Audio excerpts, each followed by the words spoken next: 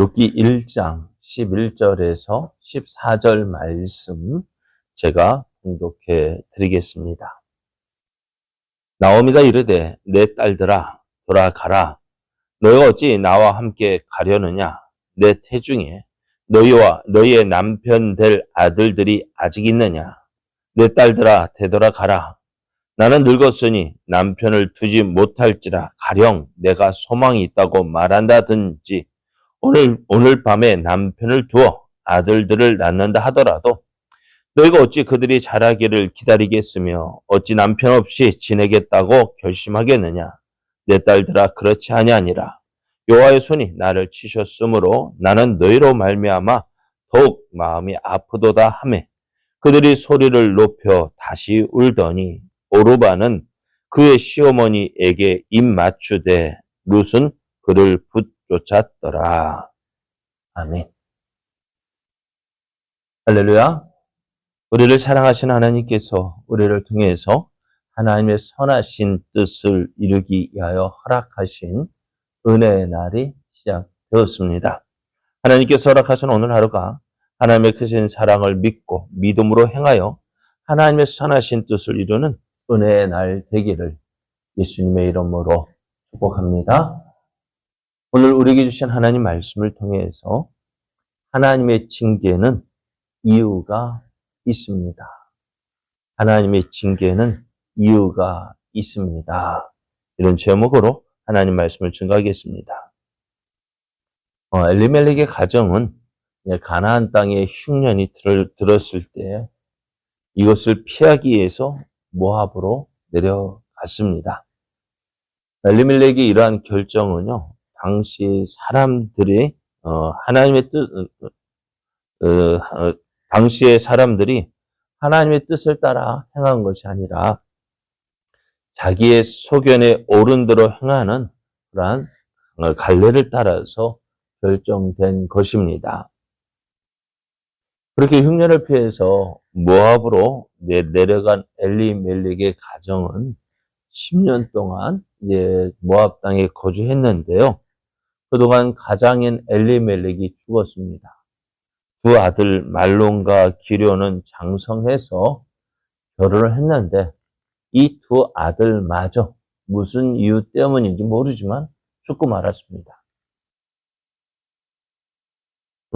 이제 엘리멜렉의 가정에는요, 남자는 다 죽었어요. 남편, 엘리멜렉, 두 아들 말론과 기료 다 죽고요. 이제 누구만 남았을까요? 네? 누구요? 자기 나오미와 그의 두 며느리만 남게 되었습니다. 참 어떻게 했을까요? 했을까요? 소망이 있었을까요? 아무런 소망도 없었습니다. 나오는 거는 한숨밖에 없었을 거예요. 그런 가운데 나오미에게 한 가지 소식이 들렸습니다. 그것은 가나안 땅, 그들이 나온 그 베들레헴 땅에 이제는 기근이 그쳤다라는 이야기입니다. 이 소식을 들은 나오미는 10년 동안의 그 모압 생활을 정리하고 이제는 고향으로 돌아가야겠다라고 생각하고 이제 길을 떠났는데요. 이 나오미의 그 10년간의 모압 생활은 어떤 의미가 있을까요? 어떤 의미가 우리에게 무엇을 말씀해 주고 있을까? 10년 동안 나오미의 모압 생활. 그래서 어떻게 해요? 그가 이제 나오미가 이제 그 집을 이제 애굽으로 아니지 모압에서 고향으로 돌아가는 그 발걸음. 이것을 보면서 하나님께서 오늘 말씀처럼 어제 읽은 말씀처럼 6절 말씀에 여호와께서 자기 백성을 돌보셨다라는 말씀입니다. 우리에게 힘든 일, 어려운 일, 그 또 좋은 일, 또 나쁜 일, 우리에게 많은 일들이 일어나는데요. 그 모든 일들을 통해서 우리는 어떤 일이 있기를 원해요? 좋은 일만 있기를 원하죠. 그죠? 좋은 일만 있으면 좋겠죠. 그래서 기도의 제목도 항상 좋은 것만 주십시오. 복만 주십시오. 우리가 생각하는 복은 뭘까요? 좋은 거죠. 내게 좋은 것만. 그런데 아픈 것도, 아니, 쓴 약도 약이 된다고 하죠. 하나님께서 우리를 그렇게 만들어 가기를 원하셔요.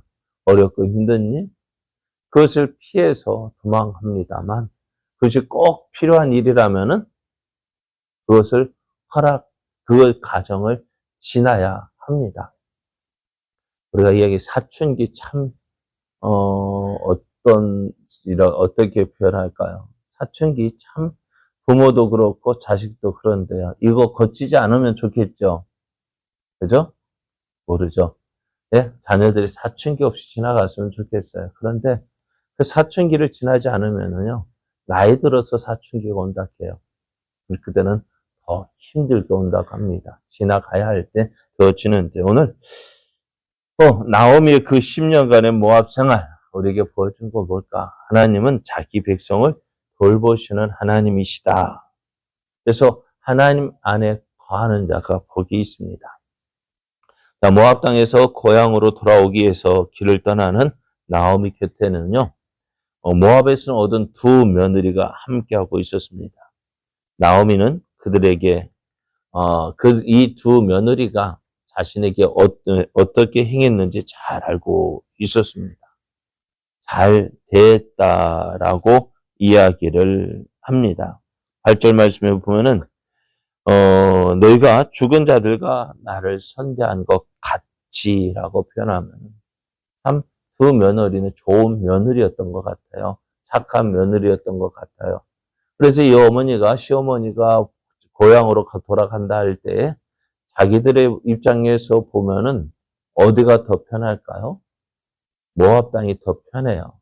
그럼에도 시어머니를 따라서 베들레헴으로 가겠다라고 나서는 것입니다.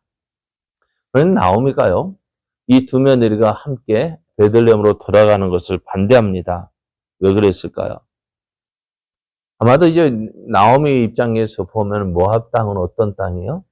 이방인의 땅입니다. 이방인의 땅에서 겪어야 했던 그 많은 일들을 그렇잖아요. 낯선 곳에 가면은 힘들고 사람들 그 어려운 일들을 많이 겪게 돼요. 일본 이렇게 보면 그렇으면 텃세를 경험하게 됩니다. 또 이방인이잖아요. 그러니까 또 어떨까요?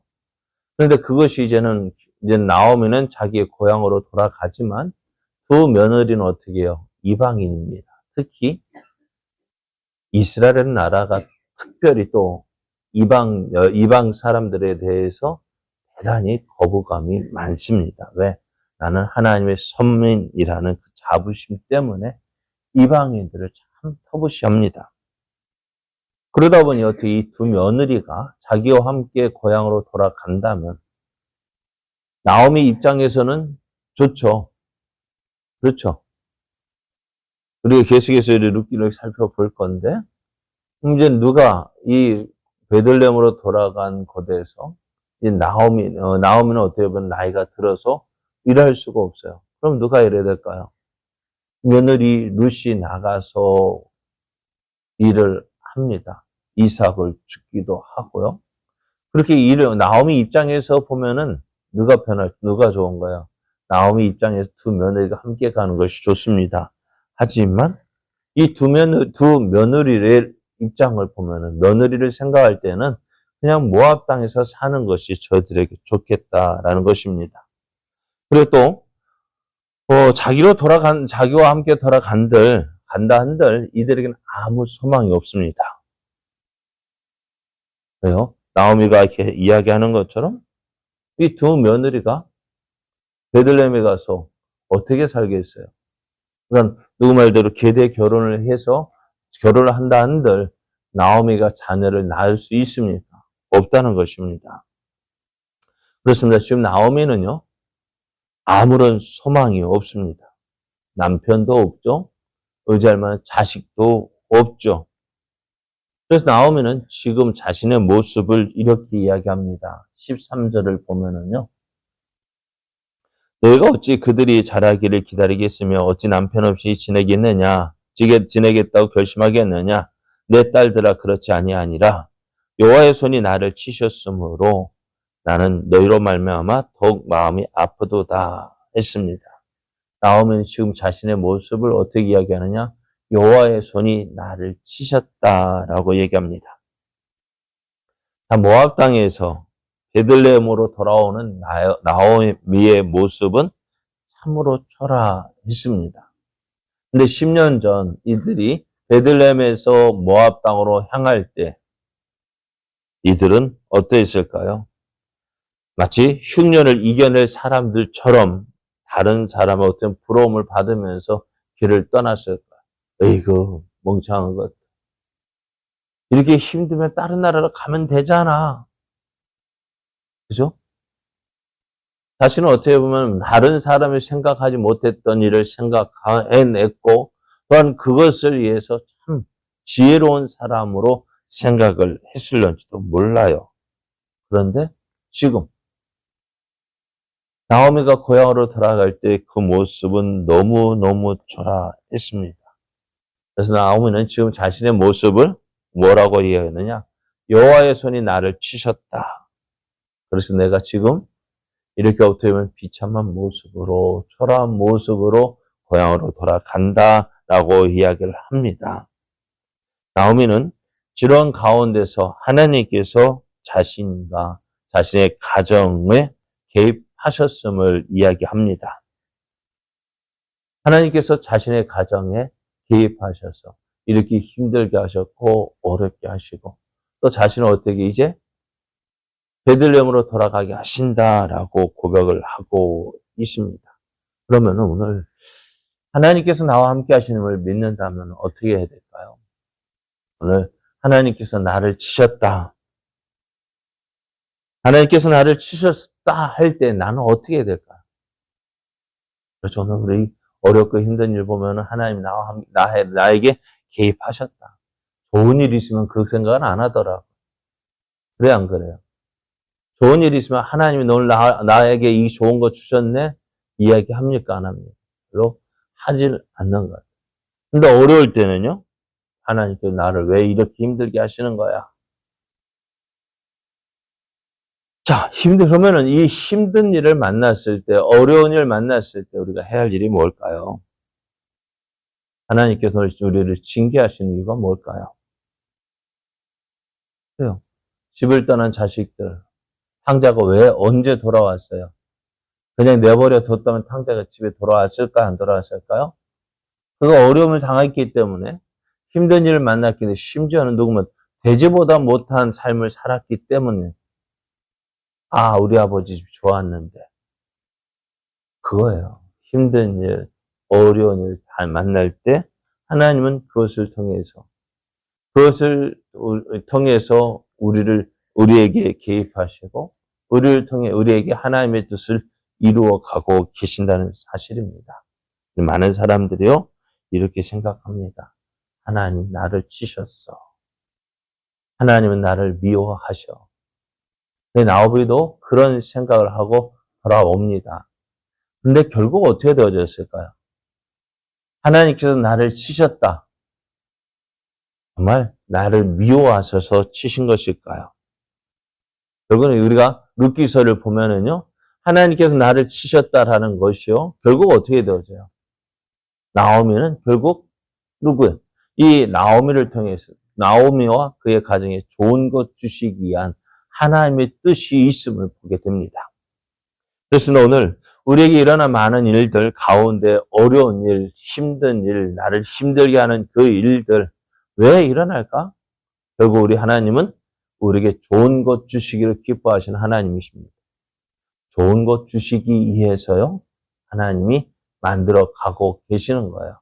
그러면 오늘 우리가 어렵고 힘든 일 만났을 때 나의 모습 돌아보고 하나님이 나와 함께 하시는구나. 나를 통해서 하나님의 뜻을 이루어 가고 계심을 믿고 감사해야 합니다.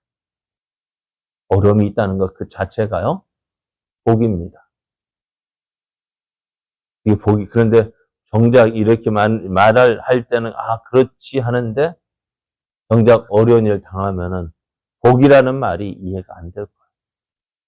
그러나, 하나님은 우리의 삶에 개입하셔서, 우리에게 좋은 것 주시기를 기뻐하시는 하나님이십니다. 마침내 복을 주시는 하나님이십니다. 그 하나님을 믿고요.